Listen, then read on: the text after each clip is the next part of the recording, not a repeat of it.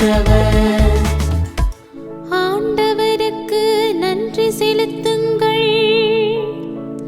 ஏனெனில் அவர் நல்லவர். என்றென்றும் உள்ளது அவரது பேரன்பு.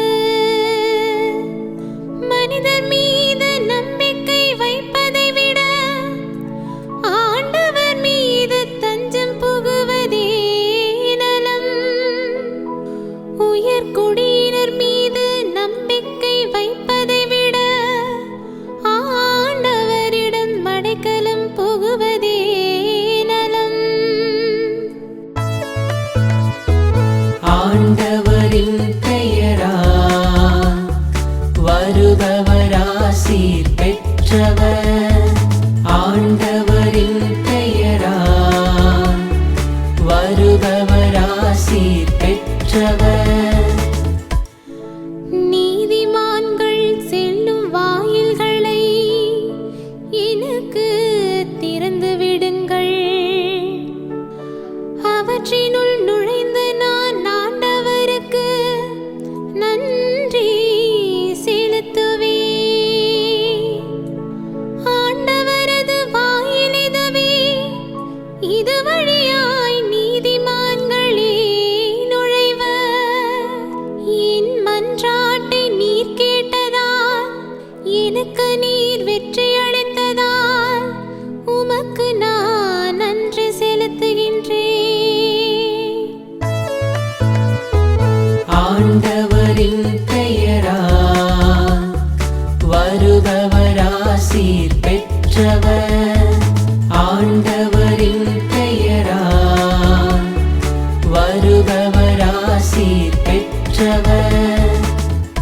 ஆண்டவர் இயேசு கிறிஸ்துவில் எனக்கு பிரியமான சகோதர சகோதரிகளே, மாதா தொலைக்காட்சியினுடைய அன்பு நேயர்களே, மீண்டுமாக தினம் ஒரு திருப்பாடல் எனும் நிகழ்ச்சி வாயிலாக உங்களை சந்திப்பதில் மிகவும் மகிழ்ச்சி அடைகிறேன்.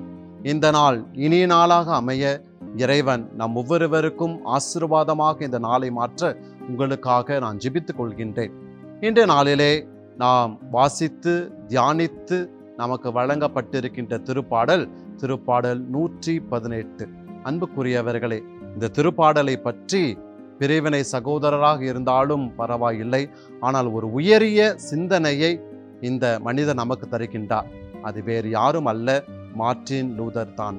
அன்புக்குரியவர்களே, இந்த திருப்பாடலை பற்றி அவர் சொல்லுகின்ற சமயத்திலே ஒரு நம்பிக்கை நிறைந்த மனிதராக நான் வாழ்வதற்கு இந்த திருப்பாடல் எனக்கு பின்னணியாக இருந்தது என்று சொல்லி, தன் வாழ்வில் சங்கடங்கள் வரும்போதெல்லாம் தனக்கு நம்பிக்கையாக இருப்பார்கள் என்னுடைய உறவினர்கள், என்னுடைய சொந்தக்காரர்கள், என்னுடைய நண்பர்கள் எல்லாரும் என் கூடவே இருப்பார்கள் என்று சொல்லி நான் பெருமைப்பட்டு கொண்டிருந்த நேரத்தில் எல்லாம் என்னை அவர்கள் விலகிவிட்டு சென்றார்கள்.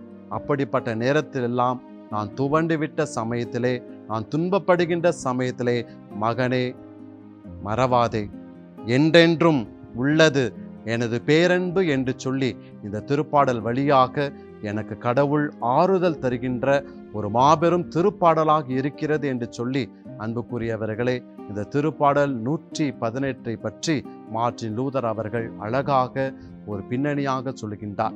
இந்த திருப்பாடலுடைய பின்னணியை நாம் பார்த்தோம் என்று சொன்னால், ஆசிரியர் இவ்வாறாக சொல்லுகின்றார்: அவருடைய நாட்டை சுற்றி பகைவர்கள் சூழ்ந்து கொண்டார்கள், உயிர் பிழைக்க வழியே இல்லை. அப்படிப்பட்ட ஒரு சூழ்நிலையில் ஆண்டவரை நோக்கி என் வேண்டுதலை எழுப்பினேன். அந்த இறைவன் என்னை காத்து வழி நடத்தினார். அப்பேற்பட்ட இறைவனுக்கு நான் நன்றி செலுத்த கடமைப்பட்டிருக்கிறேன் என்று சொல்லி, நாம் இறைவனுக்கு நன்றி செலுத்த, நாம் இறைவனுக்கு நன்றி செலுத்துவதன் வழியாக நாம் பல்வேறு ஆசீர்வாதங்களை பெற்றுக்கொள்கிறோம் என்பதை இந்த 118வது திருப்பாடலானது நமக்கு அழகாக எடுத்துரைப்பதை நாம் பார்க்கின்றோம். திருப்பாடலிலே நாம் பார்க்கின்றோம், ஏறக்குறைய 36 முறை என்றென்றும் உள்ளது அவரது பேரன்பு என்ற இந்த சொற்றொடரானது மீண்டும் மீண்டும் வருவதன் வழியாக கடவுள் நமக்கு ஒரு ஆழமான சிந்தனையை தருகின்றார். என்னவென்று, மகனே மகளே, கவலைப்படாதே, அஞ்சாதே, திகையாதே.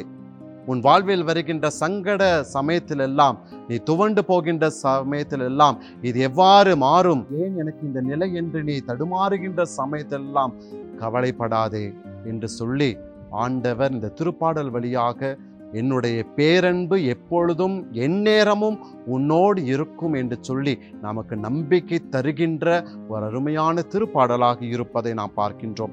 அன்புக்குரியவர்களே, ஆகவே இந்த திருப்பாடலை நாம் ஒவ்வொரு முறையும் வாசித்து தியானிக்கின்ற சமயத்திலெல்லாம் எனக்காக கடவுள் இருக்கின்றார். அழகாக இந்த திருப்பாடலிலே நாம் பார்க்கின்றோம், ஆண்டவர் என் பக்கம் இருக்க நான் ஏன் அஞ்ச வேண்டும், மனிதர் எனக்கு எதிராக என்ன செய்ய முடியும் என்று சொல்லி. அன்புக்குரியவர்களே, கடவுள் என் பக்கம் இருக்கிறார். கடவுள் என் பக்கம் இருக்கின்ற சமயத்திலே எப்படிப்பட்ட ஒரு சூழ்நிலையாக இருந்தாலும், எப்படிப்பட்ட ஒரு துன்பமாக இருந்தாலும், யார் என்னை விட்டு விலகினாலும், யார் என்னை கை நெகிழ்ந்தாலும் நான் உன்னை கை நெகிழ மாட்டேன், உன்னை அரவணைத்து பாதுகாப்பேன் என்று சொல்லி, மகனே மகளே திகையாதே அஞ்சாதே என்று சொல்லி நம்மை நம்பிக்கையூட்டுகின்ற ஒரு கடவுளாக நம் கடவுள் இருக்கின்றார் என்ற ஒரு உயரிய சிந்தனையை தாங்கி வருகின்ற திருப்பாடலாக இந்த திருப்பாடல் அமைகின்றது. ஆகவே அன்புக்குரியவர்களே, நாம் எப்பொழுதெல்லாம் நாம் சில நேரங்களிலே கவலைகள் வருவதன் வழியாக துவண்டு போகிறோம், சங்கடங்கள் வருவதன் வழியாக நம்முடைய வாழ்வே முடிந்து போய்விட்டது என்று நினைத்து கொள்கின்றோம். அப்படிப்பட்ட தருணங்கள் எல்லாம் இன்றைய நாளில் ஆண்டவர் உங்களுக்கும் எனக்கும் சொல்கிறார். திருப்பாடல் 118 எடுத்து வாசி. அதில் வருகின்ற ஒவ்வொரு வார்த்தையையும் ஆழமாக நீ வாசி. என்றென்றும் உள்ளது எனது பேரன்பு என்று சொல்லி நான் மீண்டும் மீண்டுமாக உனக்கு நான் சொல்லி உனக்கு ஆறுதல் தருவேன், உன்னை காப்பேன், உன்னை காக்கின்ற வாயிலாக மதிலாக நான் இருப்பேன் என்று சொல்லி ஆண்டவர் நம் ஒவ்வொருவரையும் பாதுகாக்கின்ற கடவுளாக வழிகாட்டும் கடவுளாக இருப்பேன் என்று சொல்லி இந்த திருப்பாடல் வழியாக நமக்கு சிந்தனை தருகின்றார். இந்த சிந்தனை ஏற்றுக்கொண்டவர்களாக ஒவ்வொரு முறையும் இந்த திருப்பாடலை வாசிக்கின்ற சமயத்தில் ஆண்டவர் மீது நம்பிக்கை கொண்டு வாழவும், அவரால் நம் வாழ்வில் எல்லாம் நடக்கும் என்ற ஒரு சிந்தனையை நாம் கொண்டிருக்க நாம் ஜெபிப்போமா? அன்பாண்டவரே, தர்மையான நாளுக்காக உம்மை போற்றி புகழ்கின்றோம். இந்த திருப்பாடலிலே மீண்டும் மீண்டுமாக எங்களுக்கு ஆறுதல் அளிக்கின்ற ஒரு வார்த்தை நீ தருகின்றேன், என்றென்றும் உள்ளது உமது பேரன்பு என்று.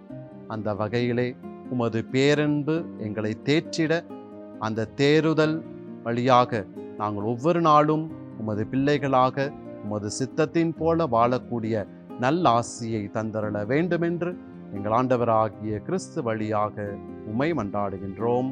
ஆமென்.